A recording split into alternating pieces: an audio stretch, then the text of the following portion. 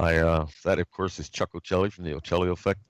To say that we've had many, many great conversations would be an understatement. And one of the gentlemen in this world that I truly have a great deal of respect for his research and his insight to what's going on inside our coffers of our governments.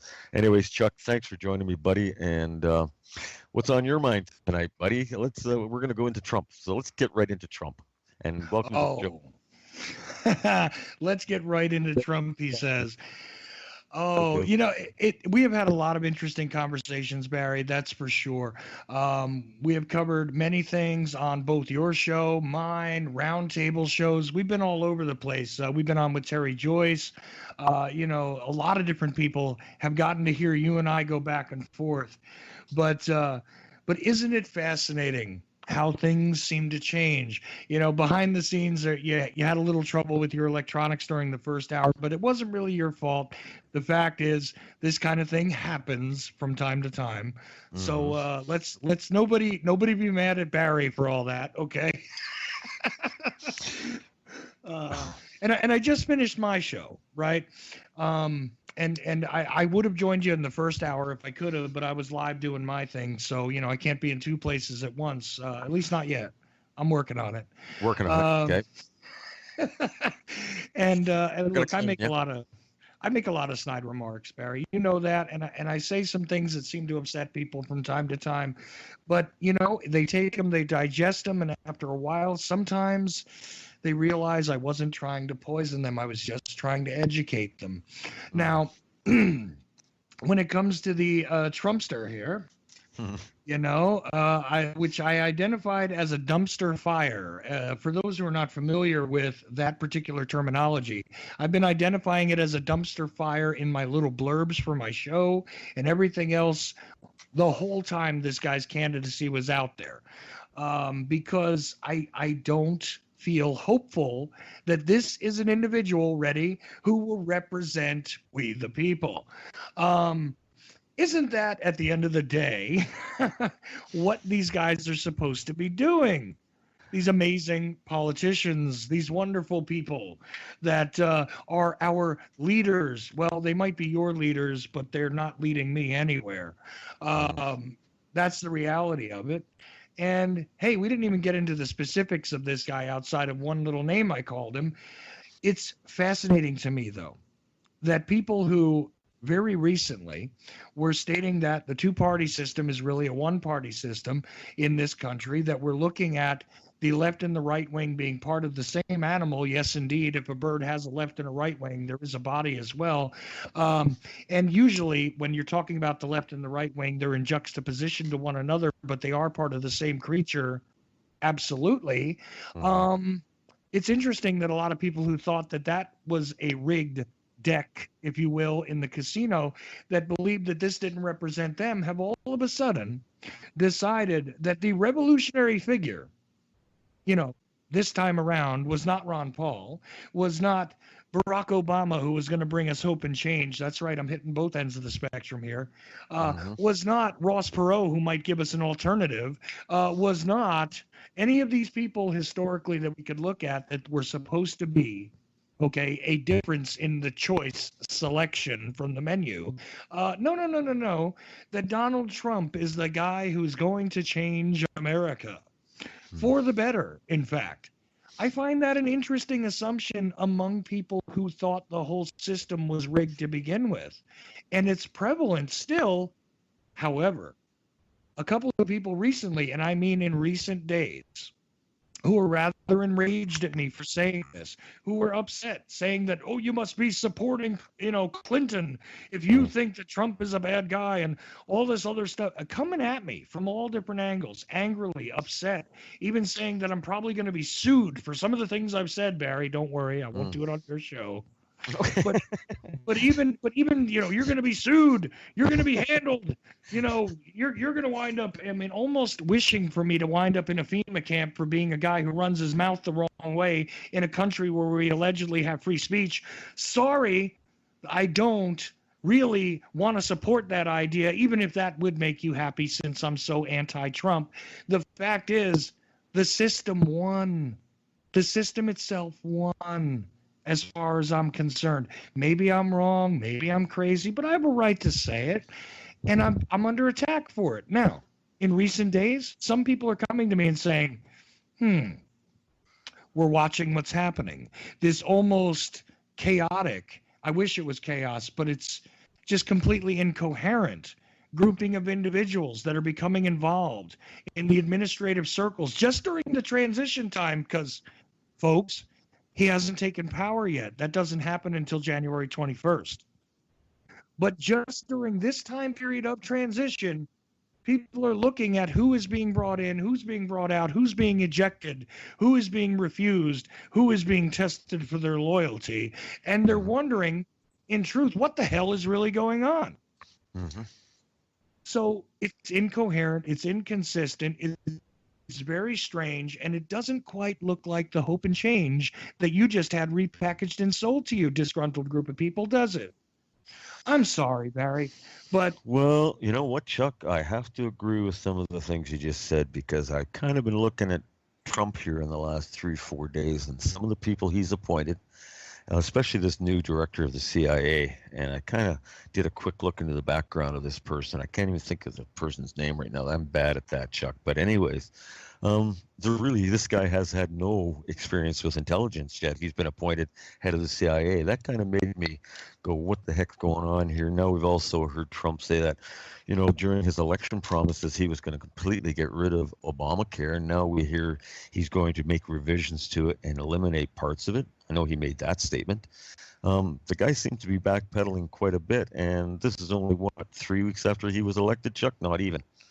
So I'm kind of sitting back going, boy, have we all really had the wool pulled over our eyes? Because, the first couple of weeks he talked on national TV in his rallies, I'm listening to what the guy's saying, the way he's exposing the corruption in media, the way he's exposing the corruption in government. Well, this could all be part of the big charade, Chuck. And the more I look at it, the more I tend to believe that, buddy. I really do. Well, I believe it's we're funny. looking at a big wolf in sheep's clothing.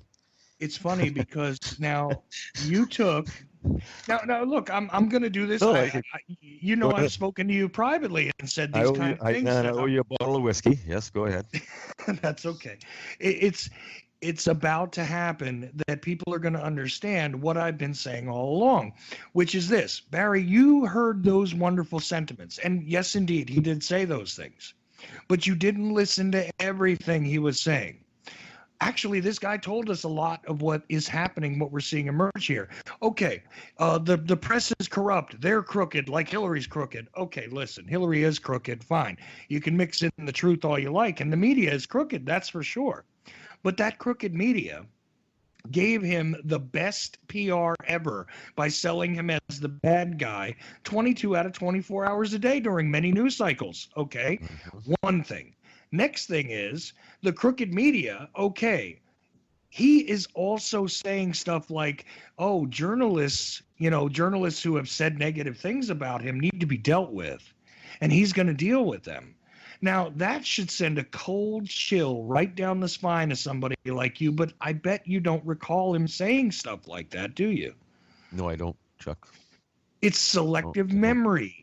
See, selective memory. Okay, well, maybe that's just one point. All right, maybe he had a little bit of a. But what did you say? Oh, the lobbyists, right? He's going to deal with the lobbyists, and he's going to deal with the insiders. Who is he bringing in his transition team? Lobbyists and insiders. Okay, something's wrong with that equation, and who knows what kind of havoc will be wreaked that way. We also have an NSA director coming in, who is this general. As part of the team, you're trying to figure out why this active duty general is being brought in as part of a team that has nothing to do with the military specifically, to its point of being a military portion of transition. Then he casts him out, and we find out that there are people in the Joint Chiefs of Staff that want this guy fired. Obama probably wants him gone. They're calling him incompetent, and meanwhile, this guy's in and out the revolving door. You have the speculation about guys like Rudy Giuliani, for God's sake. Okay, yeah, there's a work of art. All right. And other people have already come in and out of that door. What I see here, if you take a look at it objectively, is really a rudderless situation. This guy does not really know what he is doing. And that means he's going to need advisors. And who is going to creep up into those advisory positions? Well, Hmm. somebody from the establishment. And by the way, I love his Twitter status today. Did you happen to see that? No, I didn't. Happy Thanksgiving. Happy Thanksgiving to all, even the haters and the losers. Yeah, I love that. That's awfully presidential and diplomatic. Anyway, I don't know, but I love it because this is the guy we can follow on Twitter, and he is entertaining. But at what cost? That's what my question is. When we look at the concept of foreign policy, which I was just discussing with Michael Swanson on my show, talk about rudderless. Here's the problem. He has no idea what to do with foreign policy people because he has a rule about who he's going to hire, right? Anybody who has been critical of him cannot be hired. The fact is, most of the collective brain trust of eligible people for foreign policy advisory positions spoke out against this guy, right? Yep. Left Yep. wing, centrist, libertarian. So who's he going to get for foreign policy, I wonder? And he's going to need a little help with foreign policy since it's interesting we have a president that's actually going to go into office still in debt to the Chinese, still in debt to the Yeah, Germans. I looked into that. That's quite interesting, isn't it, Chuck? Go ahead. But meanwhile, while his hotel opens up just down the street from the White House, which I wonder where foreign diplomats who are visiting the White House are going to stay when they to the District of Semiramis. I find this whole thing laughable that anybody believes that this has been helpful to we the people or will be. Now look, I'd love to be wrong. But watch and learn is all I can say. Go ahead.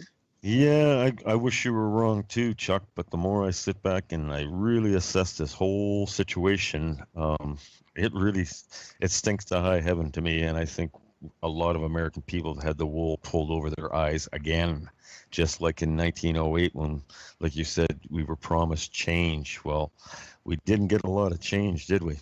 At all. It's just business as usual. And I'm kind of going, well, I hate to admit it, but I think Chuck was right a couple of weeks ago, and I really hate to say that because I hate it when you're right, Chuck. But I really kind of step back and look at what Trump is, and buddy, I agree with you. I think he's just another member of the establishment that's playing a role right now, and this role was thought out for hours in think tanks by these people behind closed doors. They know how the public can react, and they're going to have the solution for it, aren't they? Well, isn't that the case always, Barry? Always, Chuck. Yeah. Because problem, reaction, solution. Yeah, and in truth, look, there are financial elites in this country, in this world. Forget about this country, but there are financial elites in this world that are effectively playing in a large casino 24 hours a day, 7 days a week. And yes, there are rises and falls. There are various tides that happen in the financial markets, blah, blah, blah, blah, blah. But there are individuals who really run the show. And it seems to me as though just a slightly different set of elites have now been allowed to sit at the VIP table. That's all that's happened in the casino. And it's not as though the casino is going to be shut down, which Trump should know a little something about. It's not as though the casino is failing, because Trump should know something about that as well. It's not as though the real estate has changed. It's not as though the real owners of the casino have actually changed hands. It's just the players. Okay, and it's just these the same public players face. that just put the Dow Jones. Yeah, these are the same players that just put the Dow Jones to an all-time high today. Those same players. Yeah, take a look at the specific segments in the Dow Jones and the S&P 500 that went up. Rather Yep. curious. You don't see the typical stuff, the day trading stuff, the stuff that, oh, you and me, the common filthy masses, could get our hands on to try and profit from the market. The simple bets like on Apple and things like that. Gee, that's not the things that are going up in trajectory. What do we Right. see? Some rather interesting, really industrialist-based bets are highly active, and it's dragged the Dow Jones up. And we saw that not just today, Barry, but the whole dive that the Dow Jones took on the overnight post-election result announcement. Right. It took a serious dive. The rebound, the rapid rebound the next day was exactly these segments. And you know what? They're still betting. They're still at the VIP table, right? They're still doing it right now as we speak. So where is the change? I ask again. How do I get a seat at this VIP table, Chuck? I'd like to see what's going on there. Can you get me an invite? I wish I could, Barry. With the day before Thanksgiving, I can't even buy a turkey, baby. But these people can buy and sell us, right? That's the truth of it. Okay. The chips. See, I talked about the players at the casino, but let's not forget what the chips are. The chips all have serial numbers on them, and they're all serial numbers based on our straw man existence. Hello. Yeah. Welcome to reality. Okay. Is that too much, Barry? Am I being too aggressive on your show? I'm sorry. I know I'm running my mouth, but it's just so frustrating that I really do. And I said this several times with JP Satilli the other night. I really do feel like I'm in the Twilight Zone episode where that one guy is running around with a book that says, it's a cookbook. I really feel like I'm that guy right now in alternative media circles. I do believe some people are getting it now because very quietly, very privately, I know you just admitted it, but the fact is you're not the only one who's come to me and said it. Now, very quietly, not necessarily on their own shows, their own blogs, their own websites. They haven't really belted it out yet. But a couple of people kind of came to me and said, I'm sorry I was being a little rough on you because this looks like what you were saying. So. Well, Chuck, I was quite honest with you, buddy. There about 2 months ago when I was listening to him talk, I was saying to myself, this guy is exposing stuff that normally doesn't get exposed by politicians. But then when I really look at the big picture, I am now kind of believing that this is all part of a charade. I've really kind of leaned that way in the last 3 or 4 days with some of the appointments and some of the things I've seen happen at Trump Tower because I have been following it, and some of the individuals that you talked about, I've been looking into them, and you know what? I think we've been duped again. So to say that you're right, Chuck, I would have to admit that I'm kind of tending to agree with you. So how does that make you feel? You're right for once. Yeah, well, once in a while, look, broken clock, right? And of course, we're always being asked about, is martial law coming and things like that, especially given the climate with the protests, which I got to be honest with you once again, not really all that frightening to me that these protests are happening. In some cases, one could say, again, objectively, that some of it is justified because, once again, we have somebody not winning the popular vote, according to most reports I've read, who has been given a position. But at the same time, we also know that there are other people that fund these things. We know that these types of things are often encouraged among the population in order to justify certain things. Reality is this. In the artist formerly known as America, thusly the formerly united, currently occupied states, we have been under a state of martial law, literally speaking, since the middle 1800s. It incrementally is being introduced, and the crackdowns, and all of our fun things that we like to point to, like the NDAA, the Patriot Act 1 and 2, and et cetera, all of this stuff is there to incrementally clamp down on us, true, but it's funny because we're still talking about martial law. They were talking about it during Jade Helm. Everybody was panicking and thinking that everybody's going to the FEMA camps now. I reserve the right to panic until it's actually time to panic, first of all. Second of all, I don't think it would be very good for business, Barry, if they started clamping down on us with a really militaristic martial law that was completely obvious. Why not? It's so much more beneficial to incrementally enslave us and kill us. I mean, after all, the long game is so much better for those that are playing at the casino, because what else are they going to do if they really clamp down on us? So I don't think that martial law is on its way in the way that people talk about it. Of course, remembering again that we still live in a land where the military flag, the the horizontal stripes and the blue field on the American flag, that's a military configuration. The civil flag, if you want to see it, it's out there, but it's not legal to fly. The civil flag of this country is not being represented right now because we are under militaristic control. Now, I know that sounds like a strange leap, but it's a reality. I mean, enter the word civil American flag into a search engine, or you can go to my website and it rotates around, and occasionally there's no Ochelli Effect logo on a strange thing that vaguely resembles the American flag you're used to seeing, but it's not. It's the civil flag, folks. Anyway, we got to understand the reality that we're in.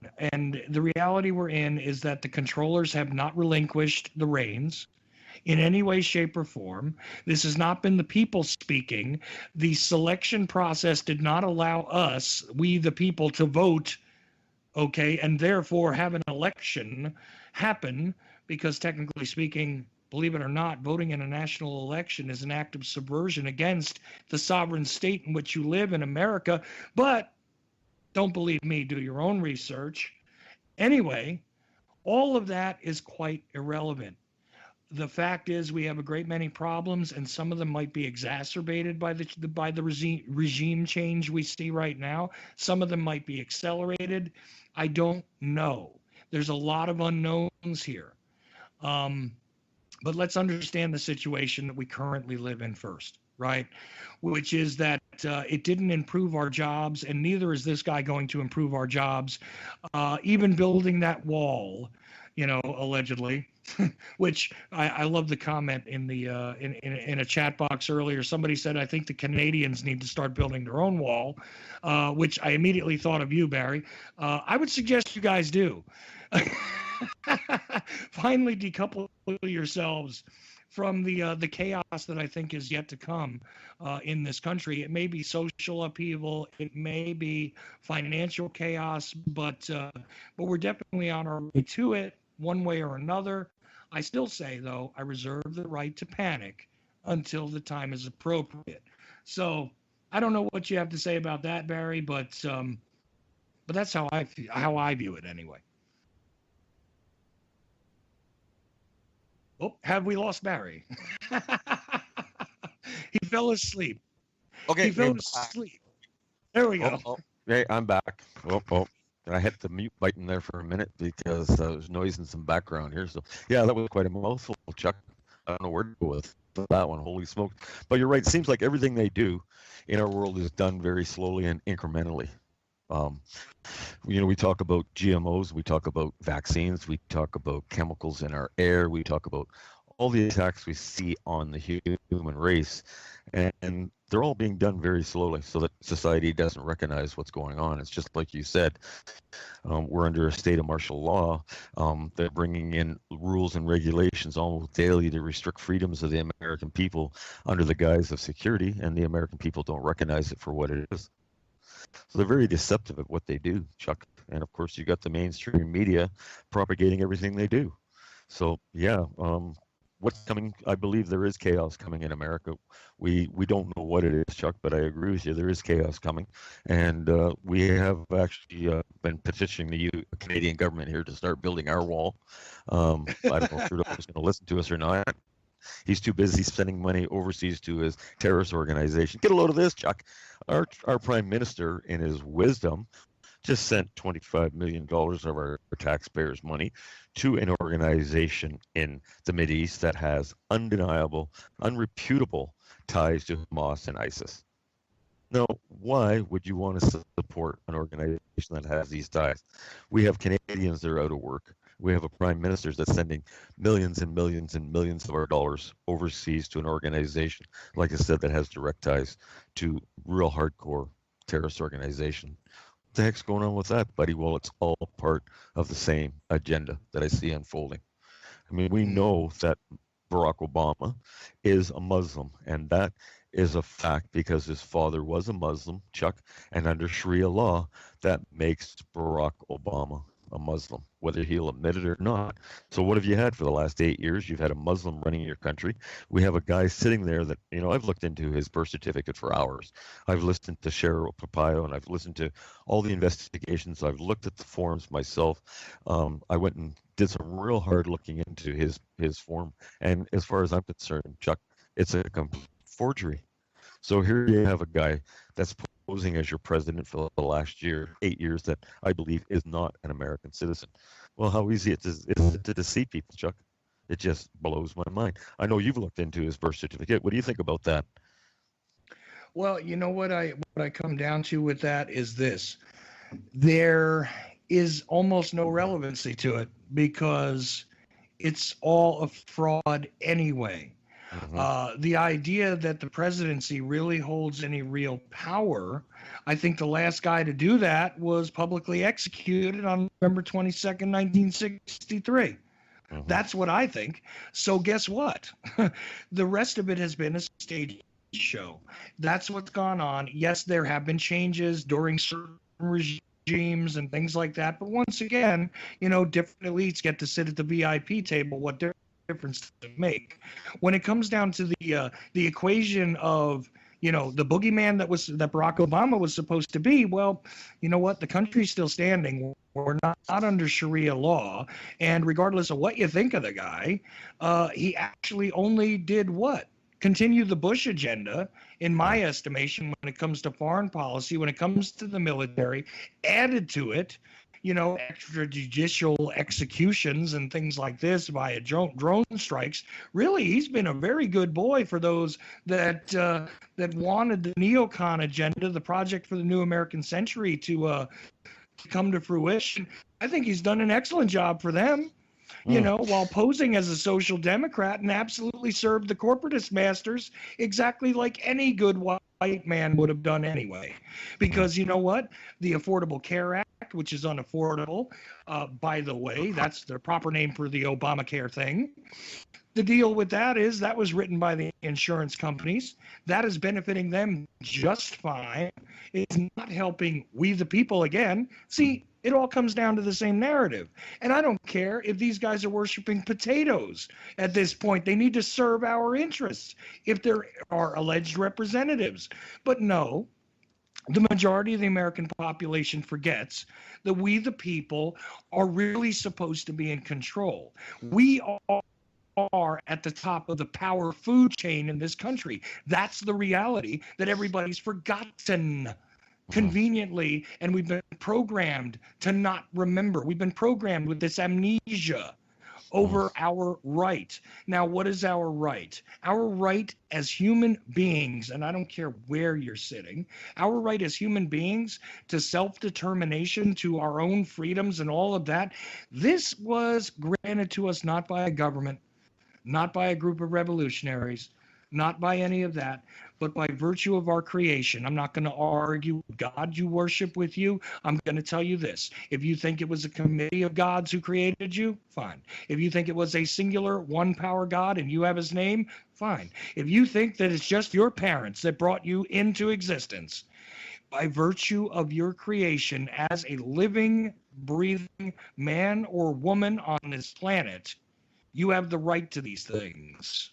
That's the reality. And the rest of it is just them manipulating the illusion to have you believe something other than. Okay? Absolutely. I agree with you 100%, Chuck. So when it comes down to digging into one guy's background, yeah, okay, fine. That ridiculous nonsense of that birth certificate was clearly fraudulent. Was he born in Hawaii? Was he born in Kenya? Is he really who he says he is? All of it's irrelevant, because the fact is that is just there to give people the illusion that they selected a representative themselves. But, it's funny because there's people that are electors that seem to elect people. I don't hear the word vote in there. We forget about that as well, don't we? Your votes, your vote, your sentiment. Allowing sentimentality to drive us, I'm good. I'm done. It's not about that anymore. It's about getting back to who it is we were intended to be by our design. Again, don't care who you think the designer was. This is what we're entitled to as living, breathing human beings. Bottom line. So that's where I cut to all that stuff. We could go into the evils and the strangeness and, hey, look, the first Bush administration is connected to callboy rings. We could go into the delusion of the Reagan era, where people think this was a great president, even though the importation of drugs was extremely accelerated and the cocaine trade was quite refined by our intelligence complex. We could go into the ineptness of Carter, even though he tried to challenge the CIA. The guy before that, well, that was a guy named Ford, who was not elected to be vice president or president. We can keep going backwards throughout history. And we can talk about the fraud all the way back. And you know what? Even the guy who I said had some semblance of power, John F. Kennedy, was also entrapped by the powers that actually be. Okay, this is why his head had to be blown off in public to make an example of him. And then, the next guy that challenges the intelligence community, by the way, is a guy named Nixon, who they removed. Well, they couldn't quite put a bullet in him. They'd done so much of that. In the 60s, it would have been too obvious. So it was time to remove a guy another way. And I'm telling you right now, all these guys are controlled. I love Bill Hicks' version of this. Doesn't matter who they elect, because hey, the second they get in, they go into a boardroom with a bunch of cigar smoking scum, and they pull down a movie screen and show them an angle of the Zapruder film, from a slightly different perspective than they're used to seeing. And then they stop the movie and say, any questions? Any questions? Yeah. The guy answers, yes, what's my agenda? I think that Bill Hicks put that sucker to rest for everybody. That's the way you need to understand this anyhow. In our lifetime anyway, Barry. Maybe it was different before you and I were born, but I think that this is the way to view it. And I'm a little younger than you, so I never even saw the possibility that the world was any different, being born in 1972. But here it is, here we are, and let's be realistic about it. That's all I got to say.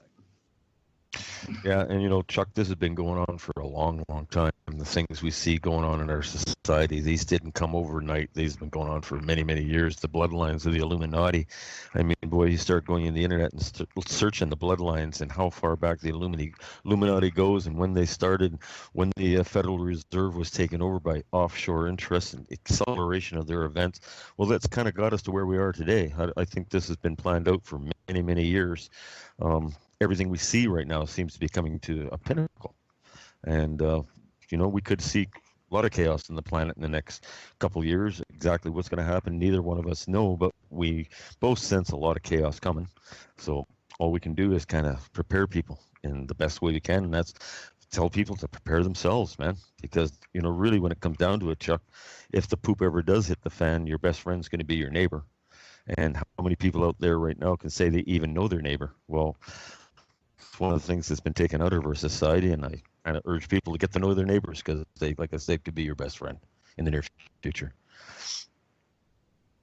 Well, right. Again, getting back to the human beings that we are. We're psychosocial creatures. We are designed to be interactive with one another.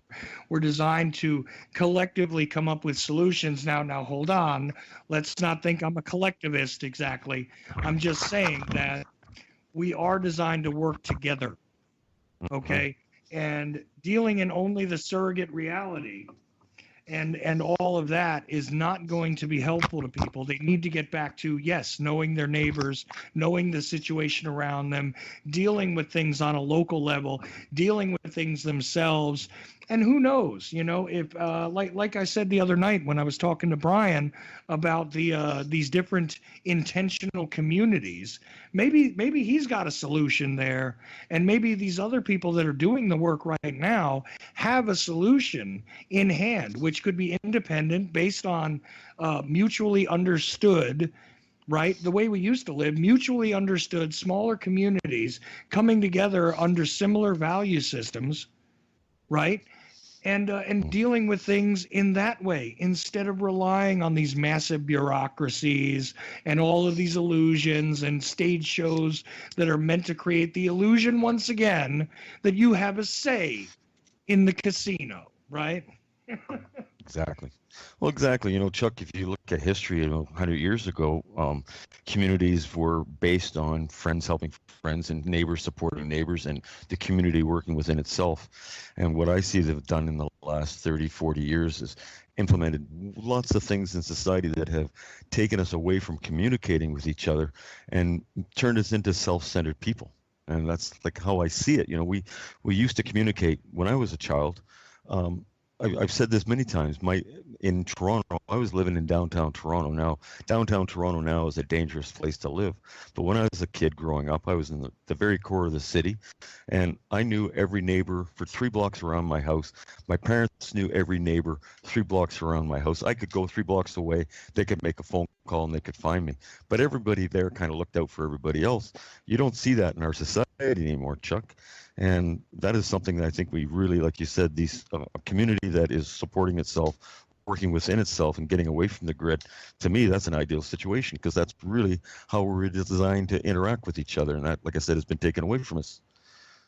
We could talk about that for hours. We could talk about that for hours, Chuck, what they have done to separate us as a human race.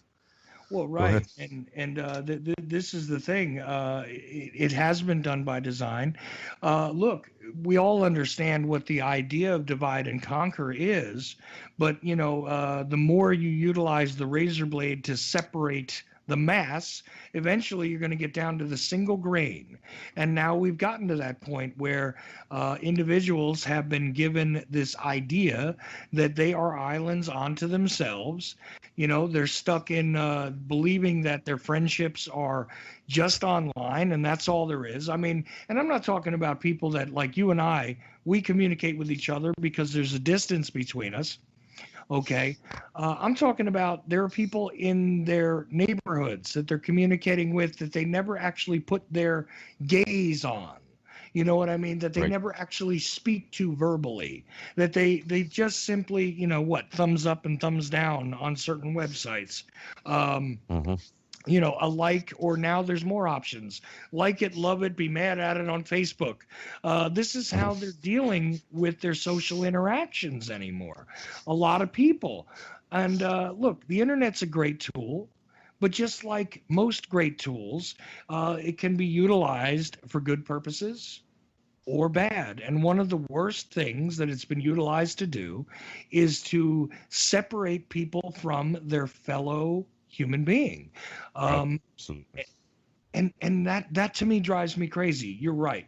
Even in the worst of the worst places, at least people knew each other, and this gave them some monicum of protection from outsiders or even troublemakers within. You kind of knew who might be a troublemaker because you were aware, you were socialized. I'm not saying that people should label each other this way, but the fact is that sometimes you're going to have people in a community that aren't necessarily on point with the agreement of similar morality and stuff like that. And you know who those people are. This guy, he's going to be walking around saying crazy stuff because he drinks all the time, right? That used to be a typical thing in my neighborhoods. when I was growing up is we knew who the drunks were, right? And when they were drunk, you avoided them. Pretty simple, but you had that knowledge because you were aware. And again, in poor neighborhoods, in middle class neighborhoods, I don't know about rich neighborhoods because I never got to go there. But but the reality is on many different economic shades of existence, let's say, this was the reality. Now, Yep. we had telephones, sure, and all that. And okay, maybe I'm sounding like an old man going, in the old days, it was better. But no, no, no. I'm not saying that we have to go back to the loss of technology. We don't have to do that. We can still keep it. We can still utilize it, but don't make it the whole of your existence, for God's sake. Well, exactly. That's the message I try and put out, which sounds funny because, of course, I want you to listen to my show all the time and follow my stuff, but don't make it your whole life, man. There's a lot more to it. Well, when I was growing up, Chuck, you know what we did for entertainment? We didn't have games. We didn't communicate electronically. We went out and played cops and robbers, cowboys and Indians. We were always running down to the river to find snakes to chase the girls with. We were always getting into trouble. But my whole life, I grew up interacting with my neighbors and my friends and all the buddies in my neighborhood. And I look at what's going on with people today, the young people. Their whole lives are focused around their device they carry in their hands. I mean, you can go to a party and you can have 30 young people there, and they won't be talking to each other. They'll be talking to each other on their phones. I go, wait a second, whatever happened to interacting? And that's something that's really, really important with young people is they interact. And that's been taken away from our young people. And hence we see all kinds of behavioral problems. We see all kinds of social problems coming up in our society. Well, people don't interact the way they used to, Chuck, and that's been taken out of our society. And I believe that's been done by design over a long period of time. And it removed a lot of stuff from us as a people. Rites of passage, the reality of masculinity, to tell you the truth, has been, quite a bit castrated. Okay. Over time. I was reminiscing recently with somebody, and we were sitting there speaking fondly of sticks and stones, my friends. Why of sticks and stones? Well, of course, we know the old adage, sticks and stones will break my bones and all that. But no, that's not why we were reminiscing. In a poor place, okay, again, when all else failed, when there were no collective games or organizations, I'm telling you right now, little boys would literally go after each other with sticks and stones. Well, yeah, we did, okay. Chuck. And we did. Well, I know, but this is part of the unreal now, because God help us, you'd have to sue your neighbor for clocking you with a stone, and the parents would get involved in legal actions now with each other over the stuff we used to do to each other on a daily basis, which was part of our upbringing, part of our rite of passage. I'm not saying that violence is a preferable thing. It wasn't really violence. It was just rough play, and kids. We were kids, and it required imagination too. Yeah, and we were allowed to grow up as kids. That's right. They're not allowed. You can't go out and play cops and robbers anymore. That's not politically correct. And you can't play. You just can't do that. And you can't go tobogganing. Oh, you can't do this. You can't do that. I mean, my God, kids can't be kids anymore. They're stuck in a matrix, and that's got to change, guys. Because you know what, Chuck? The way I reflect on the way I was raised and the fun I had as a kid, and I look at what kids do today. They don't get into physical activity. They sit in their houses. They sit in front of their TVs. Well, we didn't do that growing up, and I grew up a pretty healthy child. But today I see the opposite. So it's like I said, it's all by design. Go ahead, Chuck. Yeah, and you were eating dirt, getting scratched and scraped. You were, this is what you were doing. It was fun, man. Yeah, and you know what? You survived. You survived. If we weren't getting into trouble, Chuck, it was no fun. You know what I mean? Go ahead. See, okay, so you and I could have hung out as kids. But, that was the reality of the situation. All of that is gone. Yes, I understand that, we should evolve and all of that. And I do. And I'm a peaceful person. I really am. So I'm not about the violence. I'm not even sitting here saying that this is good because some of that was violent and all of that. But what I'm saying is it provided a dynamic for interaction between yourself and others, right? You knew how far you could take certain things, and occasionally somebody would take it too far. You developed an understanding between each other. You know what I mean? There weren't many. Occasionally there'd be a kid that would run to their mommy, right? But that would be about it. It would generally Yeah. get resolved, and even if there was a dispute between parents, they'd resolve it between Right. themselves. Yeah. Stuff like this. You'd have a parent meeting, and they discuss it, and it was rectified. Go ahead, Chuck. You're right. Yeah. No, there wasn't charges being filed and lawsuits coming out and, and new laws being passed in the town. I mean, come on, folks. How about we get back to, again, handling things ourselves, right? Actually interacting with one another. I encourage this all the time, but it does crack me up. You're right. The whole surrogate reality. Parents complain that their kids won't leave the house, but that's where their PlayStation is, man. What do you want them to do? Now, what are we going to do if we don't? Yeah, what are we going to do outside, man? What do you do outside? You walk to the store and get another game for your Game Boy. Oh no, I guess. Oh no, we can go chase monsters. We can go chase Pokemon monsters. The only good thing about that Pokemon monsters, I heard it from lots of people. They're out running around all over the place, so I guess they're getting their exercise now, Chuck. But what a joke that is. Go ahead. Yeah, but not paying attention to the cars, which we were extremely mindful of. Or trespassing or breaking laws. It's all good because it's a game, and we got to get them monsters, man. Got to catch them all. Oh, you got 30-year-old grown adults chasing monsters in parks, hundreds of them, not just a few, hundreds, man. Well, I'll tell you, Chuck, that's MK Ultra mind control at its finest, buddy. Well, it sure is. And, look, again, entertainment's entertainment, and I understand that. Sometimes I am a victim of looking at entertainment and breaking it down and realizing all the propaganda which is built in and exactly how far Hollywood took it and what part of the agenda is now being normalized, and I do that. But sometimes, you can be entertained as well. Just don't become so immersed in something which is not part of your reality that it becomes your reality. I'm a bad guy for saying this to some people apparently, but again, I'll take it. It's fine because I know it needs to be said. And again, sounds weird because look, if you want to go and download my stuff all day and listen to it, I should be way happier about it, right? And by the way, do this and do, but no, man, no. I would rather see people be people. I'd rather see human beings, human individuals be the individual person that they are, not drugged, not dumbed down, not trapped in surrogate realities, not being poisoned to death incrementally by the grand panopticon of poisons, not being taken over by all the psych warfare and the pre-programmed idiocy that's being thrust upon them by the mainstream. Yeah, I guess I am really a bad guy, Barry.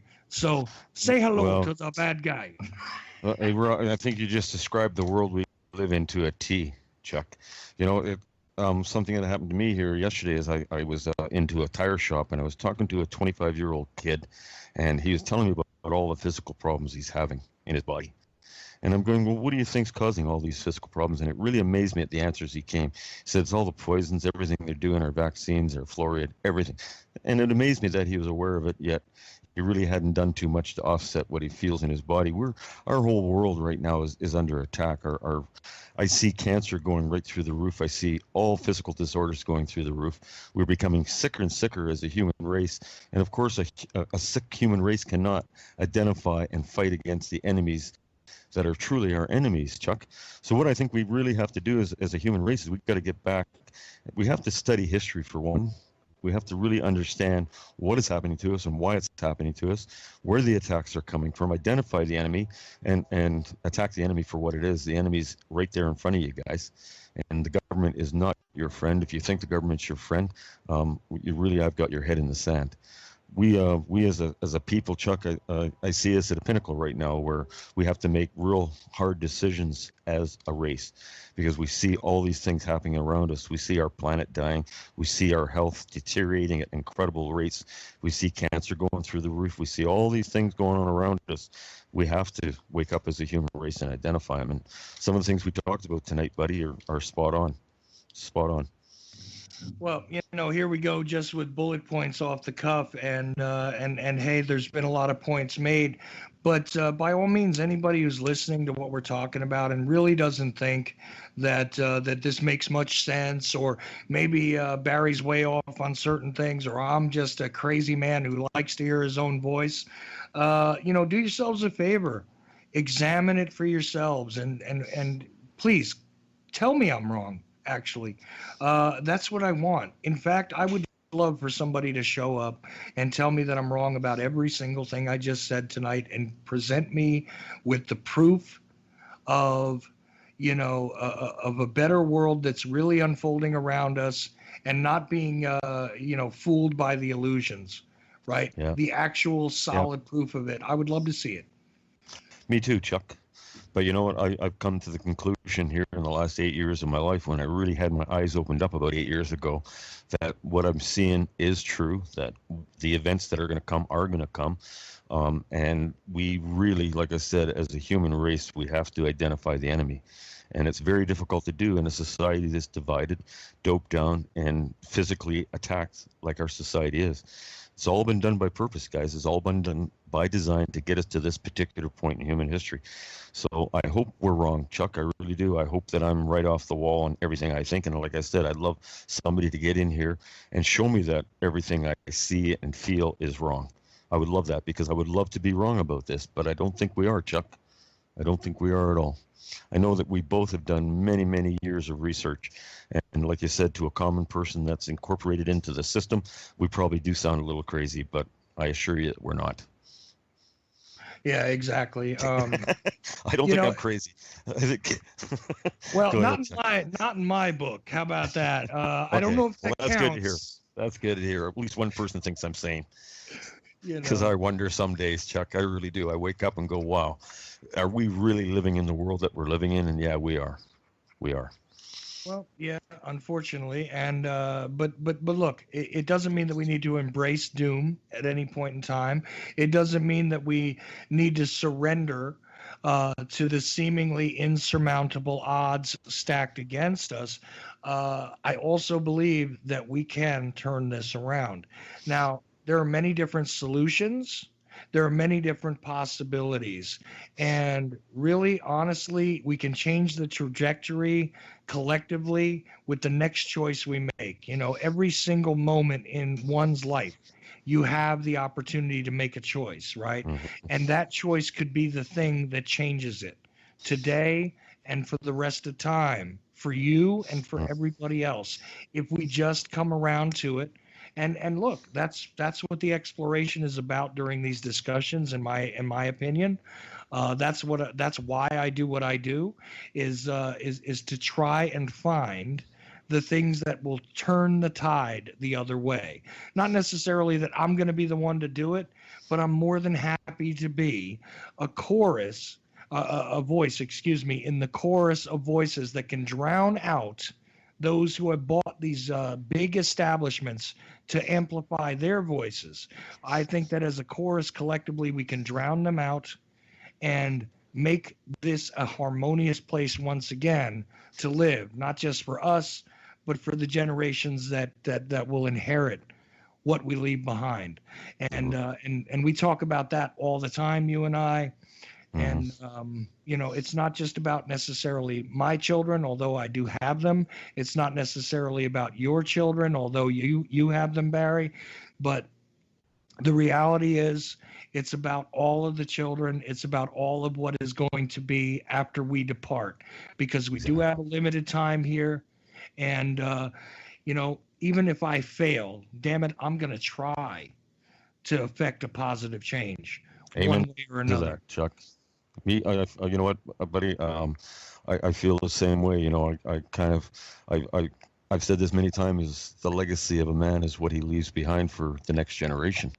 And I sit here days and days and days, and I look at everything that's going on to our world, everything that's happening to our health, to our education system, to every aspect of life seems to be negative. And we have to turn it around for our children, for the children to come, because we're leaving them a pile of poop, Chuck, that they do not deserve to deal with. So if I can do anything with a little bit of common sense, 'cause that's all I really feel I have in life is some common sense approach to things. We need to come up with solutions, and we need to come up with them fast. We need to do it collectively, or it's a pile of poop that we're leaving for the kids. I don't know if they're going to be able to find their way out of it, Chuck. So I hope that this makes some sense to some people, because to me, the most important thing to me is my children and the future of them and the future of all children on this planet, because we were given an abundant world to live on. I mean, I've been on this planet for 62 years. I've enjoyed the abundance that this planet has offered. I've really enjoyed good parts of my life. I've been exposed to nature and just incredible events, and now I see it all being taken away. And that scares me to death, guys. So I think it's really time that we all look in the mirror, Chuck. We have to. Absolutely. And as always, you can recognize the darkness coming, but you don't have to submit to it. Exactly. There is answers, Chuck. That's it. And we'll touch, you know what, in the next 3 weeks, I'm going to try and provide lots of solutions to problems, because it is a dark world out there, but there is solutions, guys. It's not all gloom and doom. But I think our time is short to grab the solutions and run with them. So I'll leave it at that for this week. The show has come to an end. Before I leave tonight, two really good friends of mine, Rick and Annie from Shake and Wake. Well, Rick is very sick right now, guys. So anybody out there that believes in the power of prayers and would like to say a little prayer for Rick, I urge you to do so. They are the founders of Shake and Wake and very good friends of mine, and he's not doing well, guys. So please say a little prayer for Rick over at Shake and Wake. And Chuck, I want you to come back again real soon. Thanks for joining me tonight, buddy. I really, really enjoyed talking with you, and it's been a lively conversation. And with that, I'll let you say a last word, Chuck, and then I'm going to close the show out. Well, it's always a pleasure to talk with you, Barry. Of course, I do my own thing, and you guys can find me on the internet with the word Ochelli, Ochelli. I have a .com, and you can find me there. But I wasn't really coming on here to promote anything tonight. Of course, your support, your looking into what it is I'm presenting is always appreciated. But the fact is that I just came on here to talk to my friend Barry, who is one of the most sane and real men that I have encountered in alternative media for sure, but really in my time in recent years, I can't think of many a better person to listen to, and I love this guy. And of course, I am also praying for Rick and Annie. Talked to Annie earlier, and I encourage you guys to follow Barry's direction about that as well. Thanks, Barry. Okay, Chuck, thanks for the kind words, buddy, and we'll be talking again real soon. And thanks, folks, for tuning in tonight. And I know the first hour was a bit of a schmozzle, but kind of threw me for a little bit of a loop and kind of got me off a bit. But next week, I'm going to be joined in the first hour by Dana Dunford and the second hour by Dr. Helen Caldecott. And then the following week, I got Ty Bollinger coming on. So look forward to seeing you guys next week, same time, same place. And thanks for tuning in and giving us some time. Bye for now.